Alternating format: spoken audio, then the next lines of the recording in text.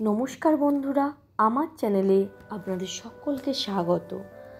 আজ আমি আপনাদের সামনে হাজির হয়েছি একটা ইন্টারেস্টিং তথ্য নিয়ে।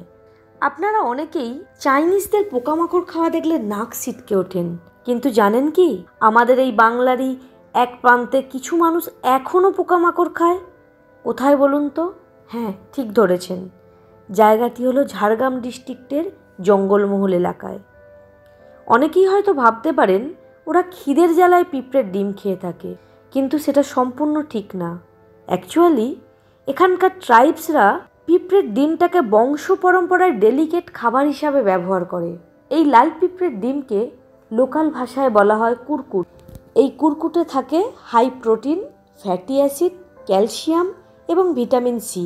জঙ্গলমহলের ট্রাইবসরা এই পিঁপড়ের ডিমের সাথে নুন, লঙ্কা, আদা এবং সর্ষের তেল মিশিয়ে আচার অথবা চোখা বানিয়ে ভাতের সাথে খায়। এছাড়াও এই কুরকুটের অনেক মেডিসিনাল ইউজও আছে। জ্বর, সর্দি, কাশি এই সমস্ত ছোটোখাটো অসুখ হলে ওরা কুরকুটের স্যুপ বানিয়ে খায়। এই কুরকুট খেলে কোষ্ঠকাঠিন্য এবং পেট ব্যথার মতো সমস্যারও সমাধান হয়। জঙ্গলমহলের ট্রাইবসরা মনে করে যে নিয়মিত কুরকুট খেলে রিউম্যাটিজমের মতো রোগও ঠিক হয়ে যায়। এমনকি এই পিঁপড়ের ডিম থেকে ওরা এক রকমের তেলও তৈরি করেছে, যা বিভিন্ন রকমের আর্থরাইটিস, স্কিন ডিজিজের ওষুধ হিসাবে ব্যবহার করে।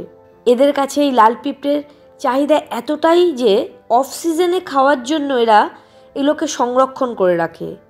এক সময় এই লাল পিঁপড়ের ডিম খাওয়ার ঘটনা সারা ভারতে তোলপাড় ফেলে দিয়েছিল। তখন ছিল 2004 সাল। খবরে প্রকাশ হয় 5 শবর উপজাতির মানুষ না খেতে পেয়ে মারা যায়, আর বাকিরা বেঁচে ছিল লাল পিঁপড়ের ডিম খেয়ে।